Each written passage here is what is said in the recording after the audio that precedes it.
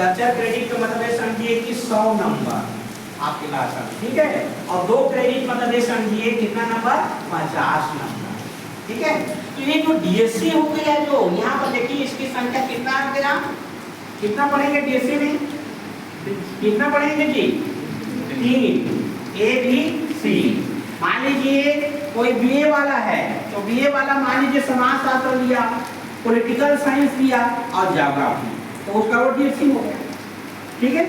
अब उसी प्रकार से अब मान लीजिए बीकॉम वाला तो ग्रुप ऑफ वहाँ पर सब्जेक्ट रहता है बीकॉम, ठीक है। तो ये बीएससी में जो हर यहाँ पर है वो कितना कितना क्रेडिट का है, 4 क्रेडिट, ठीक है। तो अंग्रेजी में इसको जनरल करेक्टिव कर, तो इसका कॉन्सेप्ट क्या है, एक फैकल्टी का कोई भी स्टूडेंट है, मान लीजिए या बीएससी बायो का स्टूडेंट है, तो वह जो अन्य फैकल्टी से एक विषय लेगा, साइंस से ले सकता है, आपकी आर्ट्स से ले सकता है, कॉमर्स से ले सकता है। मान लीजिए हमारे महाविद्यालय में 3 संकाय है या 4 संकाय है ना, तो जितना संकाय है उसमें से यहाँ पर मूल संकाय को छोड़कर अन्य संकाय से विषय को पढ़ाई करें, है ना।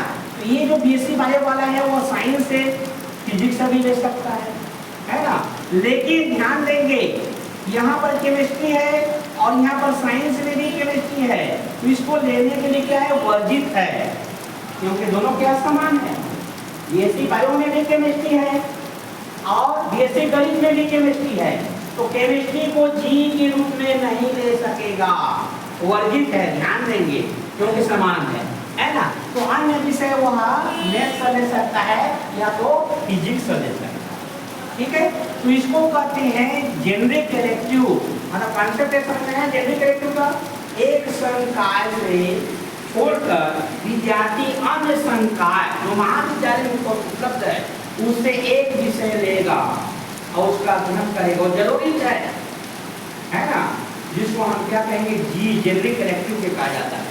और ये भी कितना क्रेडिट का है जी, कितना क्रेडिट का है, 4 दिया जाएगा, है ना, लिस्ट दिया जाएगा, उसमें से विद्यार्थी उसको देखेगा और जिसको पसंद करना चाहता है ना, उसको अध्ययन करेगा। 1986 में जो शिक्षा नीति था ऐसा नियम नहीं था, सही है ना।